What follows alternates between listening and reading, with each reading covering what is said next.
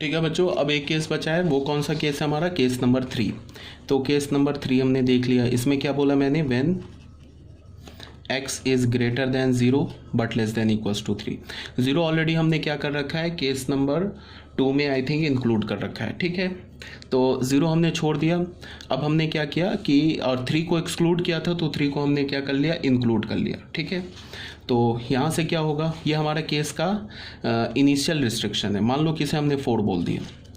अब इसको सॉल्व करेंगे। हमारे पास क्वेश्चन क्या, x square minus 3x plus of mod of x plus 1 is greater than equals to 4। तो इस इंटरवल में देख लो, ये तो निगेटिव है, माइनस कर दिया, एक्स स्क्वायर माइनस 3x कर दिया। ये पॉजिटिव है तो इसको हमने मॉड हटा दिया, x plus 1 is greater than equals to 4 कर दिया। तो यहाँ से हमें क्या मिल गया, minus x square plus 3x plus x plus 1 minus 4 is greater than equals to 0। तो यहाँ से हमें क्या मिला, minus x square plus 4x minus 3, minus common लेके राइट हैंड साइड में भेजेंगे तो क्या होगा, इनइक्वलिटी हमारी रिवर्स हो जाएगी। Plus minus 4x plus 3 is less than equals to 0। तो यहाँ से हमें क्या मिल गया, x square minus 3x minus x plus 3 is less than is equals to 0। x common ले लिया, x minus 3 minus x minus 3 is less than equals to 0। तो हमें क्या मिल गया, x minus 1 x minus 3 is less than equals to 0। अब बच्चों क्या है कि इसमें क्या, फिर देखो ये लेफ्ट हैंड साइड में क्वाड्रेटिक है। ठीक है, और लेस देन इक्वल्स टू 0। तो लेस देन 0 कहाँ आता है क्वाड्रेटिक में, बिटवीन द रूट्स आता है। 0 कहाँ आता है, ऑन रूट्स आता है। तो हम क्या लिखेंगे, x बिलोंग्स टू रूट क्या, 1 एंड 3, तो 1 एंड 3। तो ये केस 3 का हमारा फाइनल आंसर हो गया। सॉरी, अभी फाइनल आंसर नहीं हुआ है। ये केस 3 को तो हमने सॉल्व करके हमने क्या निकाला, x belongs to close interval 1 to 3। अब जो केस 3 का फाइनल आंसर होगा, इसको हमने 5th इक्वेशन बोल दिया। वो क्या होगा, फ्रॉम 4 इंटरसेक्शन 5, इन दोनों का इंटरसेक्शन, जो इनिशियल रिस्ट्रिक्शन था और जो सॉल्व करके आंसर आया, इन दोनों का जो इंटरसेक्शन होगा वो केस 3 का फाइनल आंसर होगा। तो ये क्या हमारे पास 0 से 3, तो हमने एक बना लिया रियल नंबर लाइन, 0 1 एंड 3, 0 1 और 3 ले लिया। पहला क्या बोला है, 0 to 3, 0 पर इंक्लूड है, 3 पर एक्सक्लूड है। और ये क्या बोला है, 1 से 3।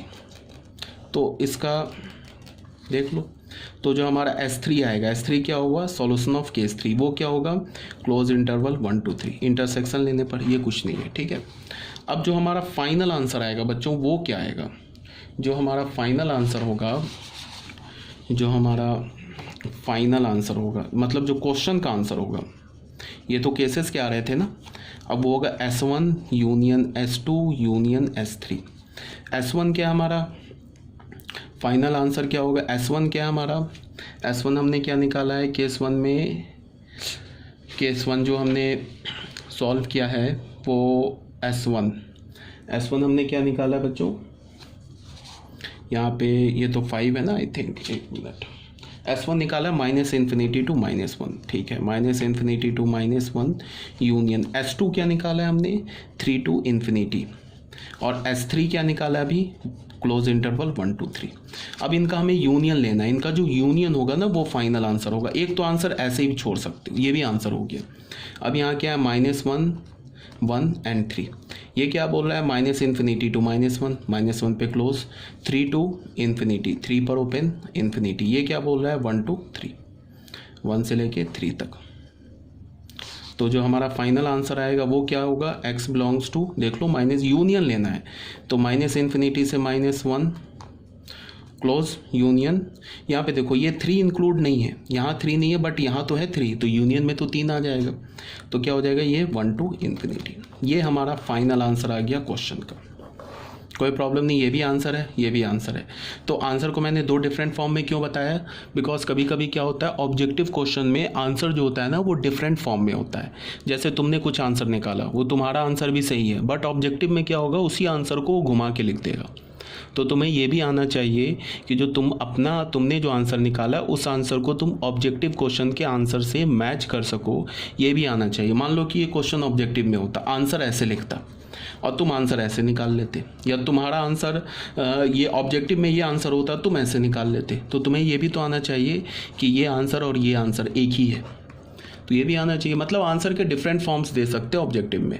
जो तुम आंसर निकालो वो कुछ और है, ऑब्जेक्टिव में जो निकला हो वही सेम आंसर है, बट वो उसका फॉर्म चेंज है। अक्सर ऐसा होता है, ठीक है।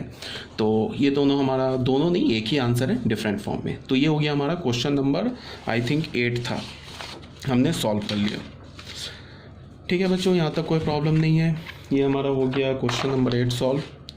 अब इस क्वेश्चन में इम्पॉर्टेंट क्या है समझना, वो पहली बात क्या मैंने बोला कि हमेशा याद रखना पूरे मैथमेटिक्स के लिए कि विद इन द केस हम लोग क्या लेते हैं, इंटरसेक्शन, ठीक है। और जितने केसेस बनते हैं उन सारे केसेस के जो फाइनल आंसर होते हैं उसका हम यूनियन लेते हैं, और with in the case intersection लेते हैं। इस बात को हमेशा याद रखना, ठीक है। विद इन द केस बोलने का मतलब क्या कि जब तुम केस लिखते हो ना तो स्टार्टिंग में कुछ रिस्ट्रिक्शन देते हो और फिर केस सॉल्व करके फिर हमारे पास उसका आंसर आता है। तो स्टार्टिंग का जो रिस्ट्रिक्शन है और जो सॉल्व करके आंसर आया, उन दोनों का जब तुम इंटरसेक्शन लोगे तो वो उस केस का फाइनल आंसर होगा। और मान लो कि ऐसे तुमने 3 केसेस बनाए, तो तीनों केसेस का जो आंसर होगा, ये जो हमारा क्वेश्चन का फाइनल आंसर होगा, उन तीनों केसेस के आंसर का यूनियन होगा। ये बात तुम्हें याद रखना है, पहली बात। दूसरी बात क्या कि हमने केसेस कैसे बनाए, केसेस हमने कैसे बनाए, केसेस क्या था हमारे पास, हमने केसेस ऐसे बनाए। देखो बच्चों, ऐसे केस बनाए ना हमने, पहले लिया माइनस इन्फिनिटी से -1 को इंक्लूड किया, दूसरे केस में एक्सक्लूड कर दिया, फिर तीसरे केस में 0 को इंक्लूड किया, चौथे केस में हमने क्या किया, तीसरे केस में 0 को क्या कर दिया हमने, एक्सक्लूड कर दिया। फिर यहाँ पे तीसरे केस में 3 को इंक्लूड किया है, चौथे केस में 3 को एक्सक्लूड कर दिया। पैटर्न है हमारा, यहाँ से -1 ले लिया हमने, इंक्लूड किया, फिर दूसरे केस में -1 को एक्सक्लूड कर दिया, फिर 0 को लेंगे, फिर तीसरे केस में 0 को एक्सक्लूड कर देंगे, फिर 3 को यहाँ पे थर्ड केस में लेंगे, चौथे केस में 3 को एक्सक्लूड कर देंगे। अगर तुम ऐसे याद रखोगे तो भी कोई बात नहीं है। अगर तुमने क्या किया कि ये -1 को भी अगर तुम सेकंड केस में इंक्लूड कर देते तो भी आंसर में कोई फ़र्क नहीं पड़ता, आंसर सेम ही आता, ठीक है। अगर तुम यहाँ भी 0 ले लेते, यहाँ भी 3 ले लेते तो कोई दिक्कत की बात नहीं है, आंसर सेम ही आएगा। बट हम क्या करेंगे, ऐसे सॉल्व करेंगे, ठीक है। ऐसे इंक्लूड एक्सक्लूड करके अपना पैटर्न याद रखेंगे, इस पे सॉल्व करेंगे। बट अगर तुम ले लोगे तो भी आंसर सेम ही आएगा, पहली बात। दूसरी बात क्या की हुआ कि यहाँ पे हमने इन दोनों केसेस को मर्ज कर दिया। कौन कौन से केसेस को मर्ज किया है, ये इन दोनों केस को मर्ज कर दिया। क्यों मर्ज कर दिया, बिकॉज दोनों का साइन सेम था। अगर तुम इसको डिफरेंट केस लेते, इसको भी डिफरेंट केस लेते, यहाँ 4 केसेस बना लेते, फिर चारों केसेस का यूनियन लेते, तो भी आंसर सेम ही आता, कोई दिक्कत की बात नहीं थी, ठीक है। बट ऐसे करने में क्या बेनिफिट हो गया, थोड़ा हमारा कैलकुलेशन सेव हो गया, एक केस कम हमें सॉल्व करना पड़ा। लेकिन तुम केसेस को मर्ज कब करोगे, जब उसका साइन सेम हो, ये भी पॉजिटिव, ये भी पॉजिटिव, ये भी, तो हमने मर्ज कर दिया। दोनों निगेटिव होता तो भी मर्ज कर देते, बट ये निगेटिव होता है, ये पॉजिटिव होता, और यहाँ ये पॉजिटिव होता है, ये निगेटिव होता, तब मर्ज नहीं करते, तब तो हमें फिर डिफरेंट केस लेना पड़ता। अब तुम क्या करना कि जब इस वीडियो लेक्चर को देख लोगे तो तुम क्या करना, इसको 4 केस बनाना, 1 2 3 एंड 4, और चारों केस को सॉल्व करके निकालना, फाइनल आंसर सेम ही आएगा, ठीक है। ये तो हो गई इसमें याद रखने वाली बात। अब हम क्या करेंगे, इन प्रैक्टिकल हम ऐसे नहीं करेंगे, ये तो मैंने तुम्हें सिस्टमैटिक वे से स्टेप बाय स्टेप बताया। अब प्रैक्टिकल जब क्वेश्चन आएगा तो हम उसे कैसे सॉल्व करेंगे वो बता रहा हूँ मैं। देखो क्या है, प्रैक्टिकली हम क्या करने जा रहे हैं, जब हमें क्वेश्चन सॉल्व करने के लिए आएगा तो उसको देखो हम कैसे सॉल्व करेंगे। सबसे पहले हमारा क्वेश्चन क्या था, देखो हमारे पास क्वेश्चन क्या था, क्वेश्चन नंबर 8 हमारे पास क्या था, solve mod of x² - 3x plus mod of x + 1 greater than equals to 4। इसे हमें सॉल्व करना है, ठीक है बच्चों।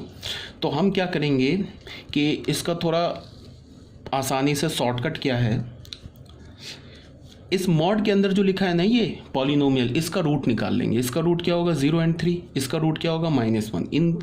इस मॉड और इस मॉड, मान लो 3 मॉड होता तो तीनों मॉड के अंदर जो लिखा होता ना उन सबका रूट निकाल के रियल नंबर लाइन पे प्लॉट कर देंगे। तो क्या है इसका 0 और 3, यहाँ से -1, तो -1 0 और 3 प्लॉट कर दिया।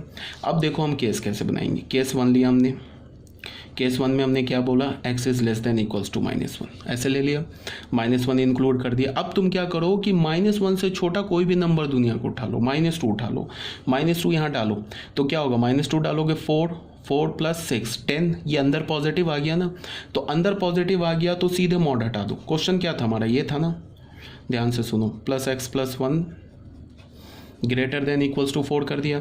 हमने क्या किया, -1 से छोटा कोई भी नंबर उठाया, -2 यहाँ डाला, ये पॉजिटिव आ गया, सीधे मॉड हटा दिया।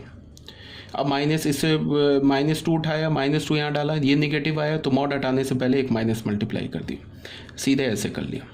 ठीक है, अब इसको सॉल्व करेंगे तो ये क्या होगा, x² -3x -4x -1 -5 is greater than 0। तो यहाँ से हमें क्या मिला, x² -5x plus x -5 is greater than equals to 0। तो हमें क्या मिला, x -5 and x + 1 is greater than equals to 0। तो यहाँ से हमें क्या मिला, x belongs to -∞ to -1 union 5 to ∞। ये केस का इनिशियल रिस्ट्रिक्शन था, ये केस का सॉल्व करके आंसर आया। तो इसका जो हमारा सॉल्यूशन होगा वो क्या होगा, वो S1 हमने बोल दिया, केस 1 के सॉल्यूशन को। इन दोनों का इंटरसेक्शन ऑलरेडी बताया जा चुका है, -∞ टू -1। अब केस 2 पे आ गए। केस 2 पे क्या है, -1 यहाँ पे इंक्लूड कर लिया था, अब -1 को हम एक्सक्लूड कर देंगे, बट 0 को इंक्लूड कर लेंगे। अब यहाँ से इसके बीच में हमने कोई भी क्वेश्चन किया हमारे पास, x² -3x plus of x + 1 is greater then, इसके बीच में कोई भी नंबर उठा लिया। ठीक है, तुम चाहो तो 0 भी ले सकते हो। तो ये क्या हो जाएगा, यहाँ पे अगर ये इसके 0 भी तो है, तो यहाँ से 0 ले लोगे तो ये अंदर क्या हो जाएगा, 0। ठीक है, इस इंटरवल में 0 भी है, तो अंदर से हमने 0 लिया तो 0। तो हमें पता है कि मॉड डायरेक्ट कब हट जाता है, जब उसके अंदर की क्वांटिटी या तो 0 होती है तो पॉजिटिव होती है। तो हमने यहाँ 0 डाला तो सीधे मॉड हट जाएगा। तो मॉड हटा तो क्या होगा, x² -3x हो गया। यहाँ हमने 0 डाला, अगेन 1 बचा, पॉजिटिव आया, मॉड हट गया, x + 1 -4 कर दिया, ग्रेटर देन इक्वल्स टू 0 कर दिया। ठीक है, तो हमें क्या मिल गया, x² -3x -3 is -2x, sorry -3 is greater than equals to 0। तो ये हो गया x² -3x plus x -3 is greater than equals to 0। ये हो गया x -3 x + 1। ठीक है बच्चों।